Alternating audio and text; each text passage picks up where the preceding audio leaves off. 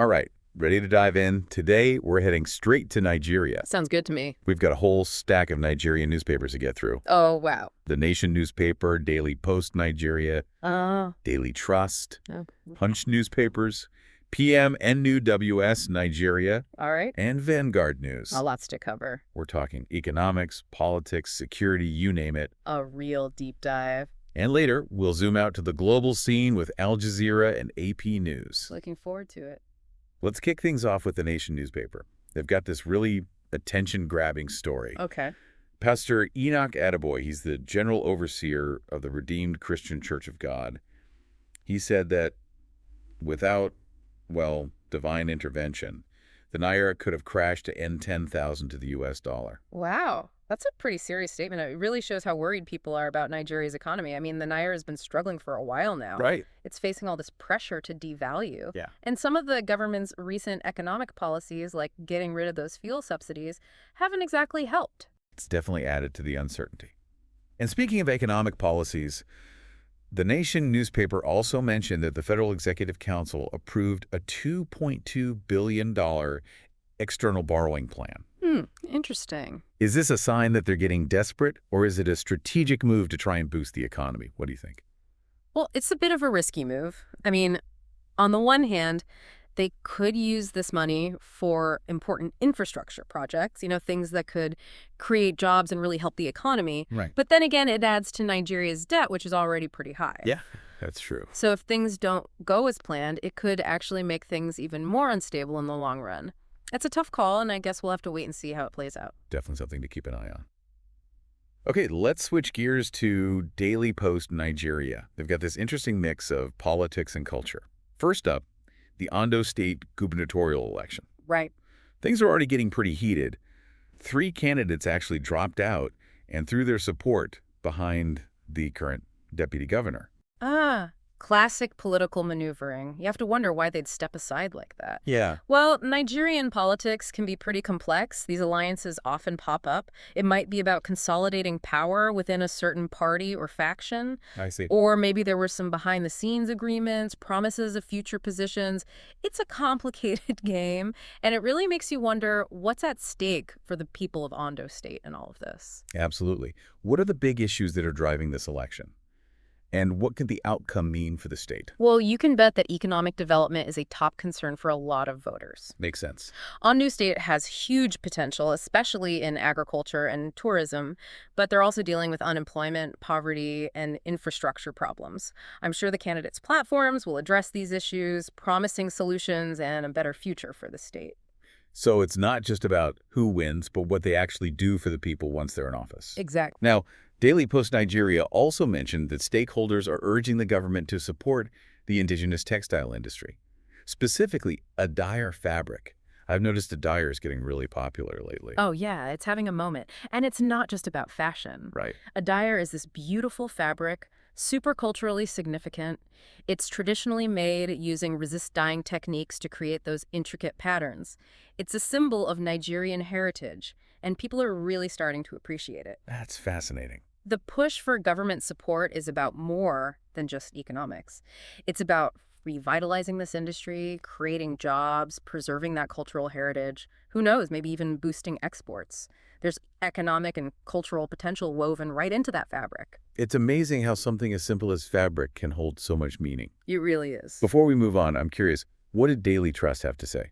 Well, they had an interesting article about a cash squeeze happening in some Nigerian states. Oh, really? This is despite the central bank trying to increase the money supply. It seems like bank customers and those point-of-sale operators are really feeling the pinch. Huh. It just goes to show how complicated the relationship is between these big monetary policies and what actually happens in people's everyday lives. Yeah, it's a reminder that those big policies don't always have the intended effects, and sometimes there are consequences that we don't even think about that affect people directly. Speaking of consequences, let's talk security. What did Punch newspapers have to report on that front? Well, there was some good news from the defense headquarters. Okay. They said troops neutralized 89 terrorists and rescued 181 kidnap victims. Wow, that's significant. Yeah, this probably happened in the Northeast, where Boko Haram and ISWAP have been causing so much trouble. It's good to hear some positive news on that front. But I know security is a complex issue. Absolutely. PM, NEWS, Nigeria, mentioned that some civil society organizations are pushing back against the Coastal Guards bill. They're worried about too much military presence. That's a valid concern. Yeah. Nigeria definitely needs strong security to combat these threats, but we also have to be careful about potential abuses of power and protecting civil liberties. It's about finding the right balance. It always is. Yeah. Now, before we move on to PMNUWS Nigeria completely, there's one more thing from Punch newspapers I want to touch on. Governor Nyesom Wike of the Federal Capital Territory, he suspended the secretary of the SCDA indefinitely. Oh, wow. Sounds like he's not afraid to make big decisions. Right. Wike's known for his, well, decisive leadership style. Some might even say bold. This suspension could be about tackling corruption within the SCDA. That's possible. Or it could be a power play. But we should remember that the FCDA, the Federal Capital Development Authority, manages land and infrastructure in Abuja. So this suspension could have a big impact on development projects in the capital. Potentially a story with implications for the whole city. Okay. Let's turn our full attention to PMNEWS Nigeria. They had some interesting political coverage as well. Yeah, they talked about President Tinubu attending the Tribune newspaper's 75th anniversary celebration. He was praising their journalism, which is kind of interesting considering the ongoing debate about press freedom in Nigeria. It is interesting. A free and independent press is so important for any democracy. They hold those in power accountable and make sure diverse voices are heard. Did PMNUWS Nigeria say anything about how press freedom is doing in Nigeria right now? They didn't really go into specifics in this article, but it's a really important question. Nigeria has this vibrant media scene, but journalists often face a lot of challenges: intimidation, harassment, even legal action for their reporting. Tinubu acknowledging the Tribune's history is a good sign, but it doesn't necessarily address those underlying concerns. It'll be interesting to see how his administration deals with press freedom going forward. It's something to watch for sure. Okay, PMNWS Nigeria also had this story that's, well, a bit strange. No. Apparently, Edo State Governor, Monday Okpebholo, said that a bat died on his bed the day after the governorship election. A bat? Okay, that's a new one. I don't know what to make of that. Just a weird coincidence. Or are people seeing it as some kind of sign, reading into it? Right. You have to wonder what people are thinking. Is it superstition? Yeah. A prank? I'd love to know the theories floating around out there. But anyway, back to more serious matters. PMNUWS Nigeria also reported that Governor Okpebholo ordered a freeze on state bank accounts. They're linking this to his efforts to fight corruption. Makes sense. Freezing accounts can be a powerful tool in those situations. Right. It can stop illegal financial activity and prevent public funds from being misused. It'll be interesting to see what comes of this investigation and how it impacts Edo State's fight against corruption. It seems like Governor Okpebholo is not messing around, from tackling financial issues to dealing with, well, unexpected bad encounters. Now let's move on to Vanguard News. What do they focus on? They had a really interesting article about the rising cost of living in Nigeria. Oh, right. And how it's impacting families. They interviewed everyday Nigerians who are having a tough time making ends meet because of inflation and the devaluation of the naira. They also looked at what the government is doing about it. Things like social safety net programs and whether those are actually helping. It's a reminder that these economic trends have very real consequences for people. Definitely. They're feeling it in their everyday lives. Absolutely. And it raises some important questions about economic inequality and the role of the government in making sure everyone has a basic standard of living. Those are definitely important questions to consider. Now, before we finish up this section on Nigeria, I want to bring in our last Nigerian source, PMNUWS Nigeria. Right. PMNUWS Nigeria had this report on the growing tension between herders and farmers in some areas. Oh, yeah. It's a long-standing issue that comes from competition for land and resources, and PMNUWS Nigeria talked about how climate change is making it even worse. I can see how that would be.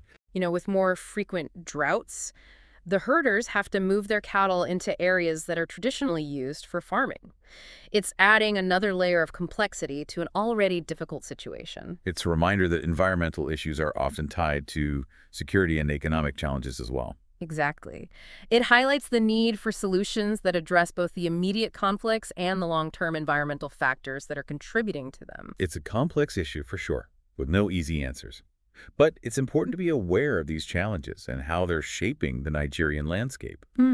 Now, before we move on to the global stage, I want to encourage everyone listening to check out Foresight News TV's YouTube channel. Oh, yes. They're doing a great job of covering all the latest news in Nigeria and beyond. They post daily updates. So if you want to stay informed and keep up with these stories, head over to their channel and subscribe. It's a great resource. It is. And it brings us perfectly to our international coverage.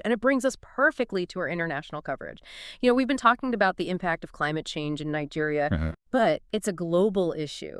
Al Jazeera has been covering these devastating floods in Bangladesh, millions of people displaced, entire villages underwater. It's just awful. And they're really highlighting that link between these extreme weather events and climate change, showing how these vulnerable countries like Bangladesh are being hit the hardest. It's heartbreaking to see the human cost of these climate-related disasters. You're right, it shows how interconnected these issues are, from local challenges to global events. Exactly. And speaking of global events, AP News has been all over Donald Trump's return to the White House. All right. He's already making waves internationally, especially with his choice of Marco Rubio as his top diplomat. You mentioned earlier that Rubio has strong opinions on Cuba and Venezuela. Could this appointment have a big impact on U.S. foreign policy in Latin America? Well, Rubio's been very critical of the governments in both Cuba and Venezuela. He's pushed for tougher sanctions and diplomatic pressure. This appointment could mean that Trump is going to take a more aggressive approach in the region. So we could see a shift in U.S. relations with Latin America. What about the impact on global trade? I remember during Trump's last term, he was really focused on America first and those tariffs. Could we see a repeat of those trade wars? It's definitely possible. Trump's America First agenda often led to protectionist trade policies. He might start imposing tariffs on goods from China, Mexico, or other trading partners. Right. That could disrupt global supply chains, lead to higher prices, maybe even slow down economic growth worldwide. It sounds like Trump's return could really shake things up on the international stage. It'll be interesting to see how these policy changes actually play out and what they mean for global power dynamics. It certainly will. And speaking of international relations, we can't forget about the conflict between Israel and Hamas. Al Jazeera has been providing really in-depth coverage of the situation, focusing on the devastating impact on civilians and how difficult it is to find a way towards peace. It's such a complex conflict with such a long history. And it seems like every attempt at a ceasefire or negotiation just falls apart.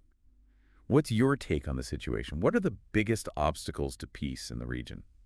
Well, I think one of the biggest obstacles is this deep mistrust between the two sides. Decades of conflict and violence have created a cycle of resentment and hostility. Right. And then you have these fundamental disagreements over land, resources, and political recognition. Finding a solution that addresses everyone's core concerns just seems incredibly difficult right now. It's a situation that demands our attention and our empathy for all those affected by the violence and displacement. It's easy to feel overwhelmed by these global crises, but I think it's so important to stay informed and engage with these issues. I absolutely agree. And sometimes engaging with these complex issues means asking tough questions and challenging our own assumptions. One thing that really struck me while reading these international reports is how often economic interests are mixed up with political decisions. Like, for example, Trump's potential shift in Latin America policy. It might be driven by a desire to secure American access to resources, or maybe to counter China's influence in the region. That's a good point. It's easy to get caught up in the political talk, but there are often these underlying economic factors at play. It's like a giant game of chess, countries making moves to protect their interests on the global stage. Exactly. And it reminds us that foreign policy isn't just about these abstract ideas. It's about real-world power dynamics and economic competition. If we understand those underlying forces, it can help us make sense of these complex global events. It's all starting to feel very interconnected, isn't it? From those economic worries in Nigeria to these international power plays. It's like this giant web. And that's what makes this deep dive so fascinating, seeing those connections and getting a more complete view of the world. I couldn't agree more. And I think that's a key takeaway for our listeners. The news can feel really overwhelming, but if you take the time to connect the dots, understand the bigger picture, it can actually be empowering. It helps you see the world more clearly, with more nuance. I love that. It's not about just absorbing the information, but actively engaging with it, making those connections and forming your own informed opinions. It really is about empowering ourselves. Okay, as we wrap up this deep dive, I want to make sure we highlight some of the key takeaways. We've gone from the streets of Lagos to, well, Washington, D.C. Quite a journey. Mhm. And there are some important themes connecting all these stories. Definitely. One thing that really stuck out to me was this recurring sense of economic anxiety, Yeah. like Pastor Edeboy's warning about the Naira, or those stories of families struggling with the rising cost of living, Wow. even the potential for global trade wars with Trump back in the picture. It seems like economic uncertainty is a major concern everywhere. It is, and it just highlights how interconnected the global economy really is. What happens in one place can have a ripple effect across the world. It also raises questions about what governments can do to handle these challenges. Yeah, and how to make sure everyone has a stable future. Exactly. It's complicated, no easy answers, but it's something we all need to be paying attention to. Right. Another theme that kept coming up was that balance between security and civil liberties. Right. We saw it with the Coastal Guards bill in Nigeria Yeah. and in the conflict between Israel and Hamas. Finding that balance seems to be a challenge everywhere. It is. It's a constant tension. Governments have to protect their citizens, but they also have to protect individual rights and freedoms. Finding that middle ground requires careful thought, transparency, and a commitment to the rule of law. It's a good reminder that we can't just assume we'll always have those freedoms. We have to be paying attention to holding our leaders accountable. Before we go, I have to bring up that bat story again, the one at the governor's place in Edo State. I'm still thinking about that one. It's just a reminder that even with all the serious news, there are always these strange, unexpected things that happen. Just makes you wonder. Adds a little lightness to the news cycle. Sometimes we need a break from all the heavy stuff. We do. All right, before we sign off, I want to leave you with one final thought. We've seen how interconnected the world is, how something that happens in one place can affect everyone. So the question is, what can we do as individuals to help shape a better future for our own communities and for the world? It's a big question. I think it starts with staying informed, engaging with these issues, and using our voices to advocate for change. Whether it's voting, volunteering, supporting organizations we believe in, or just having conversations with people, we can all make a difference. Well said. It's about recognizing that we're not just watching things happen. We're part of it. You can shape the world around us. It's a powerful thought. Thank you so much for joining us for this deep dive. We hope you found it informative and, well, maybe even a little inspiring. Don't forget to subscribe to Foresight News TV on YouTube for your daily dose of news. Until next time, stay curious and keep diving deeper.